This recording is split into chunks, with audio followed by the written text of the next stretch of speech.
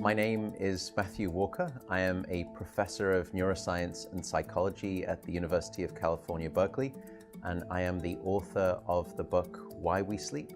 We certainly know that a lack of sleep will actually prevent your brain from being able to initially make new memories.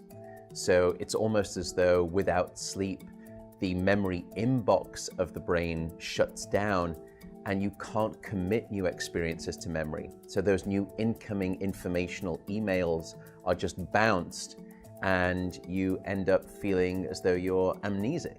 You can't essentially make and create those new memories. We also know that a lack of sleep will lead to an increased development of a toxic protein in the brain that is called beta amyloid, and that is associated with Alzheimer's disease, because it is during deep sleep at night when a sewage system within the brain actually kicks into high gear and it starts to wash away this toxic protein, beta amyloid.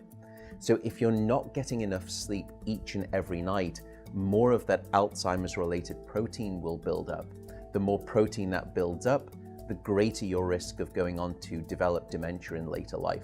What are the effects of sleep deprivation on the body? Well, there are many different effects. Firstly, we know that sleep deprivation affects the reproductive system.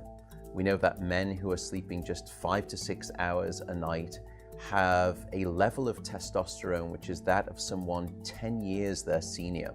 So a lack of sleep will age you by almost a decade in terms of that aspect of virility and wellness. We also know that a lack of sleep impacts your immune system.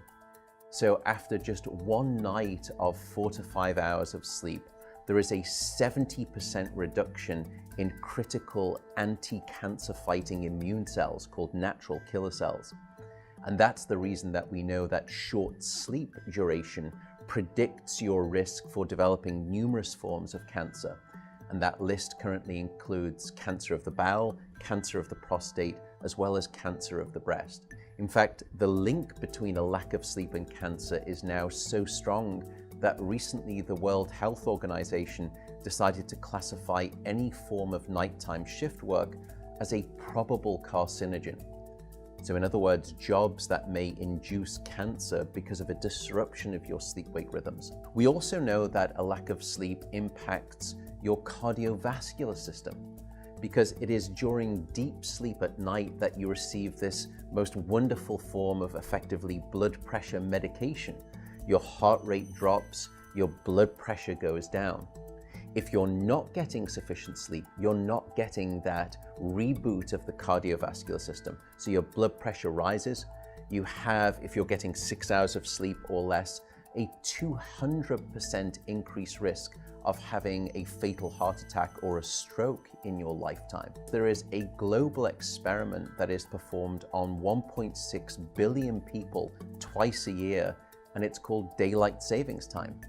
And we know that in the spring, when we lose 1 hour of sleep, we see a subsequent 24% increase in heart attacks the following day. Another question perhaps is, what is the recycle rate of a human being? How long can we actually last without sleep before we start to see declines in your brain function or even impairments within your body? And the answer seems to be about 16 hours of wakefulness. Once you get past 16 hours of being awake, that's when we start to see mental deterioration and physiological deterioration in the body. We know that after you've been awake for 19 or 20 hours, your mental capacity is so impaired that you would be as deficient as someone who is legally drunk behind the wheel of a car. So if you were to ask me what is the recycle rate of a human being, it does seem to be about 16 hours, and we need about 8 hours of sleep to repair the damage of wakefulness. Wakefulness essentially is low-level brain damage.